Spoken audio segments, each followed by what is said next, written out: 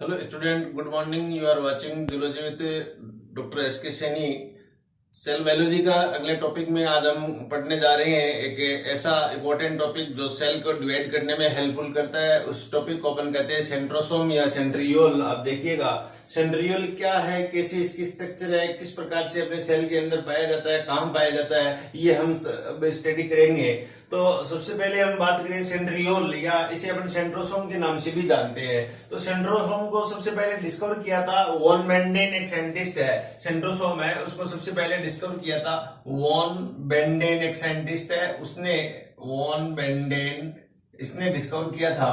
उसके बाद में उन्होंने बताया कि एक सेंट्रोसोम का निर्माण दो सेंट्रियोल के द्वारा होता है, और उस सेंट्रियोल का वर्डिंग जो यूज की थी उस साइंटिस्ट को अपन कहते हैं बोवेरी। बोवेरी ने 1888 में ये वर्ड यूज किया, सेंट्रियोल वर्ड यूज किया था सबसे पहले। और उन्होंने कहा कि इसे सेल सेंटर भी कहते हैं, अर्थात आप कह सकते हो कि सेंट्रियोल को सेल सेंटर के नाम से भी जानते हैं और सेंट्रल अपरेटस के नाम से भी जानते हैं इसे। तो इस प्रकार से एक सेंट्रियोल के अन्य नाम भी हो सकते हैं, सेल सेंटर हो सकता है और सेंट्रल अपरेटस भी हो सकता है। सेंट्रियोल की या सेंट्रोसोम की लोकेशन अपन देखें तो लोकेशन के आधार पर अपन कह सकते हैं कि मोस्टली सेंट्रियोल है found near the nucleus, nucleus के पास में होता है और सेल के सेंटर में होता है, इसलिए अपन इसे सेल सेंटर के नाम से भी जानते हैं। एक सेंट्रियोल की संख्या एक सेल में अपन देखें, नंबर अपन देखें तो मोस्ट ऑफ सेल के अंदर एक सेंट्रोसोम की संख्या एक होती है एक सेल में, और वो न्यूक्लियस के पास में स्थित होता है। एक सेंट्रियोल का साइज अपन देखें तो किस प्रकार से साइज होता है, शेप क्या होता है, तो ये एक ट्यूबुलर शेप में उपस्थित होते हैं, क्योंकि नलिकाओं से या ट्यूबुलर से बनी हुई स्ट्रक्चर होती है। और उसकी साइज है, उसकी लेंथ है 0.3 से 0.5 म्यू माइक्रोन होती है, और उसकी विड्थ है वो 0.15 म्यू माइक्रोन होती है। और उसके बाद में नेक्स्ट बात आती है कि ये सेंट्रोसोम या सेंट्रियोल कहां पाया जाता है, किसके अंदर पाया जाता है। तो most of two type of cell है, यूकैरियोटिक सेल और प्रोकैरियोटिक सेल। आपको पता है जैसा कि प्रोकैरियोटिक सेल में ऑल सेल ऑर्गेनल है वो एब्सेंट होता है, केवल राइबोसोम होता है, मेसोसोम पाया जाता है, इसके अलावा कोई सेल ऑर्गेनल वहां पर नहीं होता है, इसलिए प्रोकैरियोट्स में ये ऑर्गन है वो एब्सेंट होता है। इसके अलावा और कहां एब्सेंट होता है, कहां प्रेजेंट होता है, तो all animal cell, all eukaryotic animal cell है जहां पर सेंट्रियोल है वो पाया जाता है। इसके अलावा प्रोटोजोअन्स के अंदर सेंट्रियोल पाया जाता है, प्रोटिस्ट के अंदर सेंट्रियोल पाया जाता है, लेकिन अमीबा एक प्रोटोजोआ है फिर भी उसके अंदर सेंट्रियोल नहीं होता है, सेंट्रियोल एब्सेंट होता है। इसके अलावा सेंट्रियोल कुछ फंजाई के अंदर होता है, कुछ एल्गी के अंदर सेंट्रियोल पाया जाता है।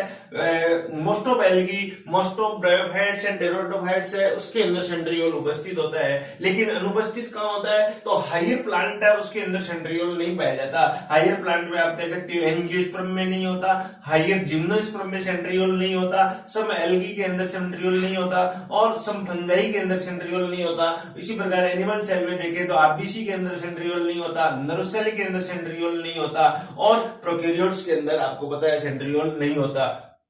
तो इस प्रकार से आप कह सकते हो कि ये वह पार्ट है, वह संरचनाएं है, वह कोशिकाएं है जहां पर सेंट्रियोल नहीं होता है। इसके बाद में आप कहेंगे कि सेंट्रियोल है वो कब बनता है, कहां बनता है, और इसकी एक्चुअल में स्ट्रक्चर सेंट्रियोल की क्या होती है, संरचनात्मक तौर से अपन स्ट्रक्चरली सेंट्रियोल की स्टडी करें तो आप देखिएगा अपन सेल डिवीजन पढ़ते हैं, तो सेल डिवीजन के अंदर सेंट्रियोल का बहुत बड़ा रोल है सेल डिवीजन में। तो सेल डिवीजन के अंदर सेल साइकिल की एक फेज है, इंटरफेज स्टेज, जैसे G1S और G2 फेज में से डिवाइड करते हैं। तो सबसे पहले जो सेंट्रियोल डिवाइड होना प्रारंभ होता है, डुप्लीकेट होना प्रारंभ होता है S फेज के अंदर, और वो लीड करता है G2 फेज तक। तो G2 फेज में सेंट्रियोल का डिवीजन है वो कंप्लीट होता है और स्टार्ट होता है वो S फेज के अंदर। तो ये एक इंपॉर्टेंट क्वेश्चन यहाँ बनता है कि एक्चुअल में सेंट्रियोल है वो डिवाइड कब होता है, डिवीजन कब होता है, डुप्लीकेशन कब होता है। तो S फेज में यहाँ पर initiation of the division and completion of the division in the G2 phase in the cell cycle. ये तो एक सेंट्रियोल की पोजीशन या स्थिति अपन देखेंगे किस प्रकार की स्थिति यहाँ सेंट्रियोल की होती है। तो सेल न्यूक्लियस के पास में सेंट्रियोल पाया जाता है। तो एक सेंट्रियोल है वो इस प्रकार से एक ट्यूबुलर संरचना, मैंने कहा कि इस प्रकार की एक ट्यूबुलर स्ट्रक्चर है, एक ट्यूबुल है, ये एक सेंट्रियोल है। दूसरा सेंट्रियोल इसी के पास में यहाँ पर उपस्थित होता है, जो 90 डिग्री के एंगल पर या राइट एंगल पर ये उपस्थित होता है। ये तो पहले सेंट्रियोल के दूसरे के पास में और राइट एंगल के ऊपर ये सेंट्रियोल उपस्थित होता है। तो इस प्रकार से ये वन सेंट्रियोल है, ये सेकंड सेंट्रियोल है। तो एक सेल के अंदर अपन कह सकते हैं कि दो सेंट्रियोल एक स्थान पर उपस्थित है और दोनों सेंट्रियोल को कलेक्टिवली आप इसे डिप्लोसोम के नाम से भी जानते हो। आप इसे डिप्लोसोम भी कह सकते हो इसे। तो दो सेंट्रियोल को कलेक्टिवली डिप्लोसोम कहते हैं। अब इस सेंट्रियोल के चारों तरफ आप देखिएगा, जो डिप्लोसोम है इसके चारों तरफ यहाँ पर साइटोप्लाज्म पाया जाता है, साइटोसोल पाया जाता है ये। तो इसे अपन कहेंगे ये यहाँ पर साइटोसोल है। यहाँ जो साइटोसोल है इसकी एक खास बात है, यहाँ पर एक विशेष कैरेक्टर है क्या कि ये सेल ऑर्गेनल, इसके अंदर किसी प्रकार का सेल ऑर्गेनल नहीं पाया जाता या किसी प्रकार का अदर इंक्लूजन कोई भी है, किसी प्रकार का अदर इंक्लूजन यहाँ पर है वो अनुपस्थित होता है। बिल्कुल ट्रांसपेरेंट यहाँ पर साइटोसोल होता है। ऐसे ट्रांसपेरेंट साइटोसोल को आप सेंट्रोस्फेयर के नाम से जानते हो। तो यहां पर एक ये चीज बन गई, एक ट्रांसपेरेंट साइटोप्लाज्म या साइटोसोल और एक डिप्लोसोम। तो आप इस डिप्लोसोम प्लस सेंट्रोस्फेयर इन दोनों को यहां पर मिला दें तो एक स्ट्रक्चर बन जाती है, इसे अपन कहेंगे सेंट्रोसोम कहेंगे। इस ऐसी स्ट्रक्चर को अपन सेंट्रोसोम कहते हैं। तो इस प्रकार से सेंट्रोसोम यहां पर बनता है। एक सेंट्रियोल की स्ट्रक्चर अपन है, ये एक सेंट्रियोल है, ट्यूबुलर स्ट्रक्चर है जो ट्यूब्यूल से बना हुआ है। ये एक मेम्ब्रेन लेस स्ट्रक्चर है जो पूर्व में अपन बात कर चुके हैं कि मेम्ब्रेन लेस कौन कौन से सेल ऑर्गेनल है। तो राइबोसोम मेम्ब्रेन लेस है, सेंट्रियोल मेम्ब्रेन लेस है, न्यूक्लियोलस मेम्ब्रेन लेस है। तीन स्ट्रक्चर्स, तीन सेल ऑर्गेनल ऐसे हैं जहां पर मेम्ब्रेन नहीं पाई जाती जिसके सराउंडेड है। तो यहाँ पर ये एक मेम्ब्रेन लेस स्ट्रक्चर है। एक सेंट्रियोल का टीएस सेक्शन लें तो इसके टीएस सेक्शन में अपन देखेंगे तो ये एक स्पेशल प्रकार की स्ट्रक्चर यहाँ पर टीएस सेक्शन में आपको दिखाई देती है। वो स्पेशल स्ट्रक्चर क्या है, किस प्रकार से ये स्ट्रक्चर बनी रहती है। तो देखिए एक सेंट्रियोल का फॉर्मेशन है वो ट्यूब्यूल्स से होता है। यहाँ पर ट्यूब्यूल लाइक स्ट्रक्चर, मैंने ट्यूब्यूल लाइक स्ट्रक्चर यहाँ पर पाई जाती है जो यहाँ इसका निर्माण कर रही है। इस ट्यूब्यूल से अपन देखते हैं कि नो ट्यूब्यूल्स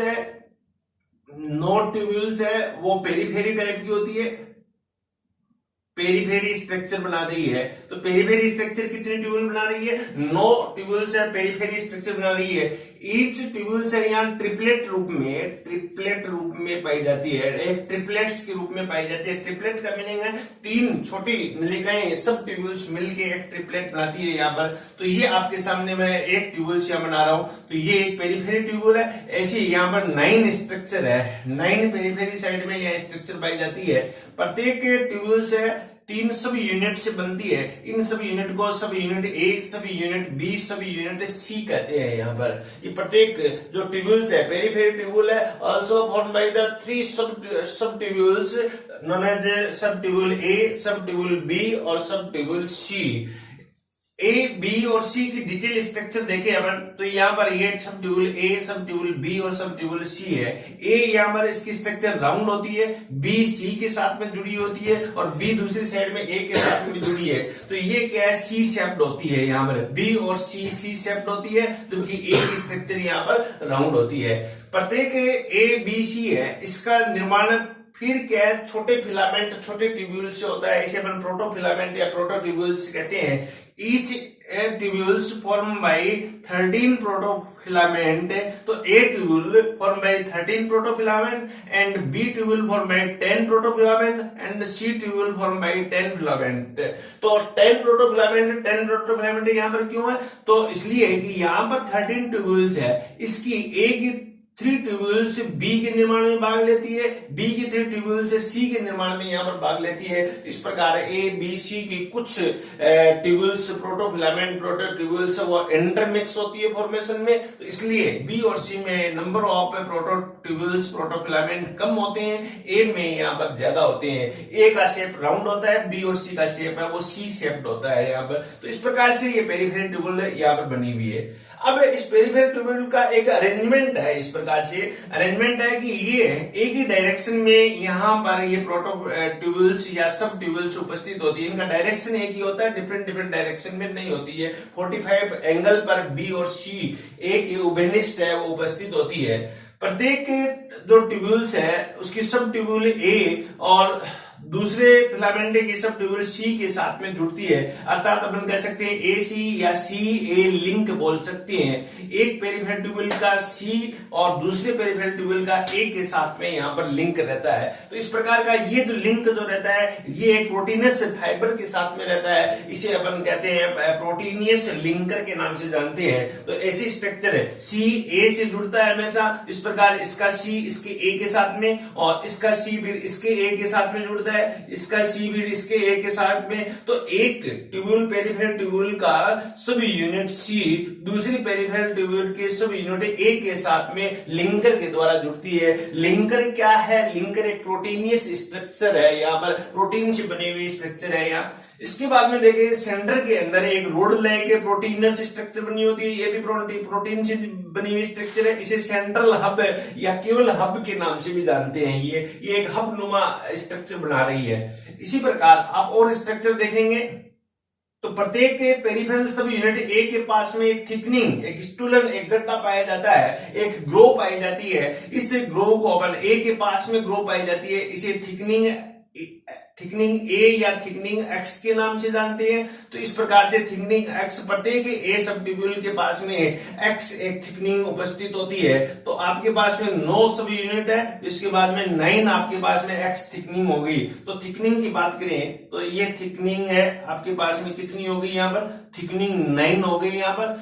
इसी प्रकार 2x थिकनिंग के बीच में लिंकर के पास में एक थिकनिंग और पाई जाती है, इसे थिकनिंग y कहते हैं। तो इसी प्रकार 2x थिकनिंग के बीच में एक थिकनिंग और होती है, एक स्टूलन और होता है, इसे y स्टूलन कहते हैं। तो x thickening is equal to 9 और उसके बाद में y thickening is equal to 9। तो आपके पास में 9y थिकनिंग यहाँ उपस्थित होगी।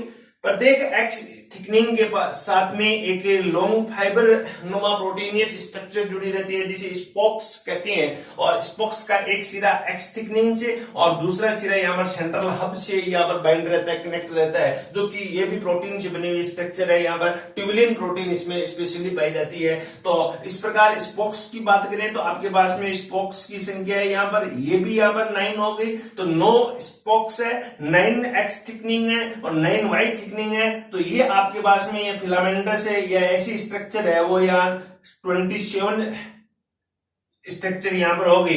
27 स्ट्रक्चर इसके अंदर ये सब पाई जाती है। इसी प्रकार प्रत्येक आप कह सकते हैं पेरीफेरी फिलामेंट जो है, पेरीफेरी ट्यूबुल है, इसकी संख्या 9 है और प्रत्येक फिर 3 से बनी होती है। तो 27 यहाँ पर सब यूनिट्स है, सब फिलामेंट है या सब ट्यूबुल्स यहाँ पर पाई जाती है। तो 27 ये यहाँ पर यूनिट उपस्थित हो गई। तो कई बार यहाँ क्वेश्चन पूछ लेते हैं कि बीज के अंदर कितने यहाँ सब यूनिट्स या कंपोनेंट इसके होते हैं, वो how many component found in the centriole in the internal structure by the formation of the protein. तो ये इस प्रकार जहां से भी पूछे आपके थिकनिंग के नंबर कितने हैं, वाई थिकनिंग के नंबर कितने, स्पोक्स के नंबर कितने हैं या सब ट्यूबुल्स के नंबर कितने हैं, तो इस प्रकार से आप यहाँ आंसर दे सकते हो 9 + 9 + 9 या 27। तो ये है कि यहाँ पर आंसर आपके पास में बनता है। तो इन सब एक्स थिकनिंग यहाँ ध्यान रखेगा, एक्स थिकनिंग हमेशा वाई थिकनिंग के साथ में जुड़ती है, एक्स और वाई के साथ में, फिर वाई और एक्स के साथ में वापस जुड़ती है। तो ये भी क्या है, एक लिंकर के सहायता से यहाँ पर जुड़ती है। तो ये लिंकर एक्स वाई को जोड़ते हुए चारों तरफ से इस प्रकार से ये लिंकर इसको जोड़ दे तो एक स्ट्रक्चर बन जाती है। ये स्ट्रक्चर देखने में ऐसे लगती है जैसे कोई गाड़ी के पहिए के समान संरचना है, तो इसलिए इसे कार्ट व्हील स्ट्रक्चर के नाम से भी जानते हैं। इसे गाड़ी के पहिए के समान स्ट्रक्चर भी इसे कह सकते हैं अपन। तो ये एक इंपॉर्टेंट नीट का क्वेश्चन बनता है कि अपने सेल के अंदर कार्टविल लाइक स्ट्रक्चर किस सेल ऑर्गेनेल की है, तो आपका आंसर होगा सेंट्रियोल की स्ट्रक्चर इज ए कार्टविल स्ट्रक्चर, जो विभिन्न कंपोनेंट से, विभिन्न ट्यूब्यूल से ये बनी होती है। अब आपसे ये कहे कि ये पूरी की पूरी जो कंपोनेंट्स है वो किस से बनते हैं, तो ये पूरे के पूरे कंपोनेंट यहाँ पर एक विशेष प्रकार की प्रोटीन से यहाँ पर बने होते हैं। उस प्रोटीन को अपन कहेंगे ट्यूबुलिन प्रोटीन। यहाँ पर ये जो सेंट्रियोल के जितने भी कंपोनेंट है वो यहाँ ट्यूब्यूल बनने होते हैं, वो ट्यूबुलिन प्रोटीन के द्वारा बने होते हैं। ये ट्यूबुलिन प्रोटीन 2 प्रकार की होती है, अल्फा ट्यूबुलिन और बीटा ट्यूबुलिन। अल्फा ट्यूबुलिन और बीटा ट्यूबुलिन 2 प्रकार की यूनिट्स होती है, एक अल्फा ट्यूब है और दूसरी बीटा ट्यूब है। अल्फा ट्यूब और बीटा ट्यूब है, इनका पॉलीमराइजेशन होता है, पॉलीमराइजेशन बहुलीकरण होता है। जब सेंट्रियोल का निर्माण होना होता है उस समय इसका बहुलीकरण होता है और इससे ट्यूब्यूल्स का निर्माण होता है। बहुलीकरण से ट्यूब्यूल्स बनती है और अनेक ट्यूब्यूल्स आपस में मिलके यहाँ पर फिर क्या है सेंट्रियोल का निर्माण करती है। इस प्रकार से एक सेंट्रियोल बनता है, फिर दूसरा सेंट्रियोल बनता है और दोनों सेंट्रियोल प्लस या चारों तरफ साइटोप्लाज्म मिलके यहाँ पर सेंट्रोसोम का निर्माण करते हैं। तो इस प्रकार की एक केमिकली स्ट्रक्चर अपन देखें तो केमिकल में केवल यहाँ पर एक प्रोटीन रूपी संरचना पाई जाती है। उस प्रोटीन को अपन ट्यूबुलिन प्रोटीन कहते हैं और ये ट्यूबुलिन यहाँ पर पूरे सेंट्रियोल को बनाने में हेल्पफुल कर बनाने के में यहाँ पर सहायक है। इस प्रकार से ये हेल्पफुल है यहाँ बनाने में। तो ये एक इंपॉर्टेंट स्ट्रक्चर यहाँ पर सेंट्रियोल की बनती है। सेंट्रियोल यहाँ डिवाइड कब होता है तो मैंने कहा कि सेल साइकिल के एस फेज में डिवीजन स्टार्ट होता है और G2 फेज में डिवीजन कंप्लीट होता है। सेल डिवीजन में इसका बहुत बड़ा रोल होता है और उसके बाद में एनाफेज स्टेज में ये सेंट्रियोल है वो डुप्लीकेट होके अलग अलग न्यूक्लियस के पास में चला जाता है और अलग अलग सेल के पास में चला जाता है और वापस क्या है वो दो सेंट्रियोल मिलके एक सेंट्रोसोम वापस यहाँ पर बना देते हैं। इस प्रकार एक सेल साइकिल के साथ में ये सेंट्रियोल है वो जुड़ा हुआ है, वो चलता रहता है, ये क्रिया यहाँ पर चलती रहती है। इसके बाद में इस सेंट्रियोल की अपने सेल को आवश्यकता क्या हुई, क्यों ये सेंट्रियोल जुड़ी अपने सेल को, तो इसकी आवश्यकता बहुत इसलिए है कि ये जो पहला मेन जो इसका फंक्शन किया जाता है इसके द्वारा पहला फंक्शन है सेल डिवीजन। ये जो कोशिका विभाजन में इसका बहुत बड़ा रोल है। एनिमल सेल के अंदर स्पेशली सेल डिवीजन का काम है वो सेंट्रियोल के द्वारा किया जाता है। यदि सेंट्रियोल नहीं हो तो एनिमल सेल का डिवीजन नहीं होगा, डिवीजन पॉसिबल नहीं है। जैसे नर्व सेल है उसके अंदर सेंट्रियोल नहीं होता, इसीलिए तो वो आगे डिवाइड नहीं होती है। लाइफ में एक बार बनने के बाद में नर्व सेल है वो फिर डिवाइड नहीं होती है। केवल डेंड्राइट्स के कोई पार्ट है वो ग्रो कर सकते हैं लेकिन डिवाइड कि यहाँ पर दो न्यूरॉन है वो नहीं बना सकते क्योंकि सेंट्रियोल है वो डिसअपीयर हो जाता है, उसके अंदर नहीं होता है। इसी प्रकार और अन्य अपन फंक्शन की बात करें कि सेंट्रियोल और क्या क्या काम कर सकता है तो सेंट्रियोल में बड़ी इंपॉर्टेंट काम यहाँ पर कर रहा है। तो सेल डिवीजन में हेल्पफुल है। सेल डिवीजन में भी कैसे हेल्पफुल है, जब सेल का डिवीजन होता है तब आपको पता है कि यहाँ पर एस्ट्रल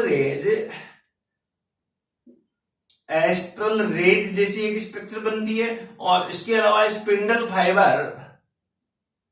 स्पिंडल फाइबर्स जो बनते हैं, जैसे अपन सेल डिवीजन करते हैं तो ये सेंट्रियोल है, ये दोनों सेंट्रियोल एक दूसरे के ऑपोजिट पोल पे जाएंगे तो उसके बीच में प्रोटीनियस स्ट्रक्चर फाइबर के रूप में पाई जाती है। इन प्रोटीनियस स्ट्रक्चर को इस प्रकार से अपन सेल डिवीजन करेंगे, डिटेल उसमें यहाँ पर बताएंगे। तो इस प्रकार से इसके चारों तरफ एस्ट्रल रेज पाई जाती है और बीच में इस प्रकार से यहाँ डॉट डॉट संरचना यहाँ ऐसी संरचना पाई जाती है। ऐसी संरचना को अपन कहेंगे स्पिंडल फाइबर कहेंगे। ये स्पिंडल फाइबर कौन बनाता है सेल डिवीजन के समय, तो ये सेंट्रियोल। यहाँ पर सेंट्रियोल में भी कौन, यहाँ पर ट्यूबुलिन प्रोटीन है, इसका निर्माण कर रही है। ट्यूबुलिन प्रोटीन का निर्माण कब होता है तो सेल साइकिल के G2 फेज के अंदर ट्यूबुलिन प्रोटीन है उसका फॉर्मेशन होता है यहाँ। तो ये इसमें इसका बहुत बड़ा योगदान है सेंट्रियोल का। इसके अलावा सेंट्रियोल और क्या काम कर रहा है तो सीलिया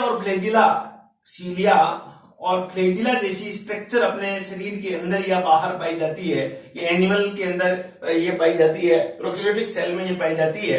तो ये सीलिया और फ्लैजिला के जहां से ओरिजिन होता है उसको अपन कहते हैं बेसल बॉडी।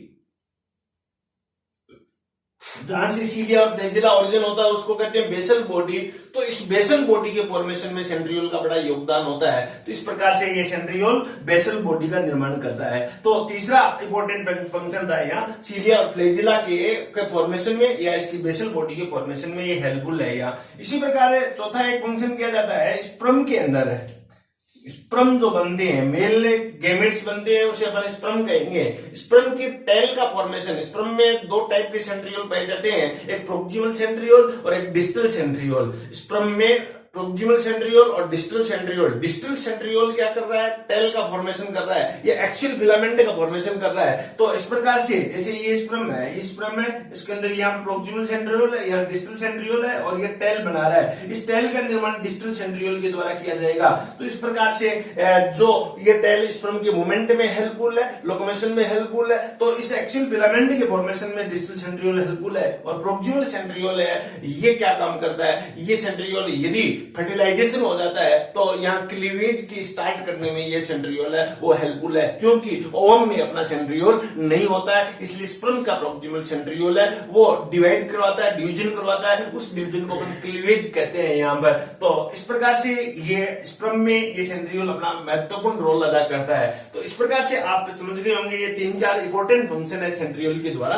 किए जाते हैं। उसकी संरचना एक कार्डियल स्ट्रक्चर के रूप में, और इसकी लोकेशन आपको बताया कि यहाँ न्यूक्लियस के पास में स्थित है, और ये कार्य क्या करता है, कार्य यहाँ पर सेल डिवीजन के रूप में यहाँ पर कार्य कर रहा है, और एस्ट्रल रे फॉर्म कर रहा है, और यह सीलिया फ्लैजेला की बेसल बॉडी बना रहा है। तो इस प्रकार से एक ये छोटा सा टॉपिक है आपके यहाँ समझ में आया होगा, और आप इसे वीडियो को एक बार नहीं 2 बार देख के उसे और अपने फंडामेंटल क्लियर करें, और इसको लाइक करें, शेयर करें, सब्सक्राइब करें, और इसके साथ में आप नीचे कमेंट करके बताएं कि इसमें कहीं पर भी आपके कोई डाउट है, कोई प्रॉब्लम है, तो आप कमेंट लिखे, उसका मैं आंसर है कमेंट्स के द्वारा दूंगा। इसके बाद थैंक यू वेरी मच, और जय हिंद जय भारत। ओके।